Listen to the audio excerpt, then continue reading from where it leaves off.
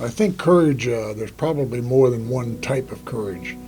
There's physical courage, certainly, and a good example of that would be John Ripley at the Bridge of Dong Ha, where he was an advisor in the Vietnam War, and he crawled out on that bridge at Dong Ha to destroy it, to keep the North Vietnamese from using it to bring their tanks across. And the courage, physical primarily, but also mental courage that he exhibited in doing that, knowing that at any time he was going to be killed or seriously wounded or dropped into the Dong Ha River.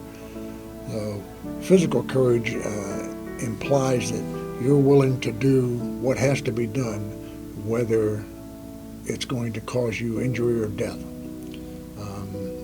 Sometimes it's called bravery instead of courage. The other type of courage, I think, is moral courage, using what you have to do to get the job done, even though the majority of the people or some of the people that are witnessing this or listening to this don't agree with you. But you know it's the right thing to do, and you go ahead and do it regardless of whether other people think it's the right thing to do or not, because you're committed to it. Certainly spiritual courage comes into play. As an example of that is Nathan Hale, maybe after the War of Independence, was captured because he was a spy for the American Army. And before he was hung, he said that he regretted that he only had one life to give for his country. That's the type of moral courage, spiritual courage, and outright bravery that I think I would attribute to men like that. And there's many, many, many examples of people who, over the years, all you have to do is read the citations of the Medal of Honor winners, awardees. They're not winners, they're awardees, Silver Stars, Navy Crosses, and so forth.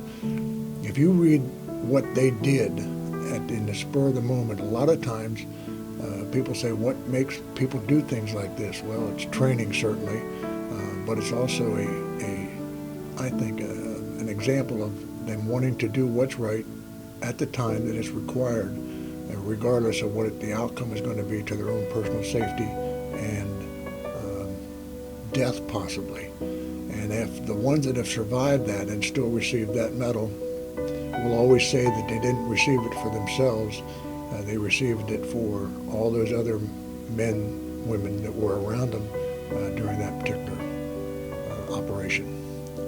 So courage comes in a lot of different forms. The courage of a fireman to run into a burning building when everybody else's needs is to run away from it.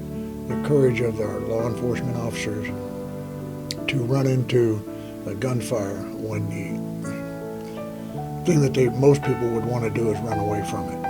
These are all forms of mental courage to force themselves to do something like that. Physical courage because you're going into an area where they might not come out of it alive or unscathed. And certainly spiritual courage because they're thinking that people need help, people need to be saved, people need to be brought out of a dangerous situation. And because of their moral, physical, and spiritual courage, they're willing to go in to do that.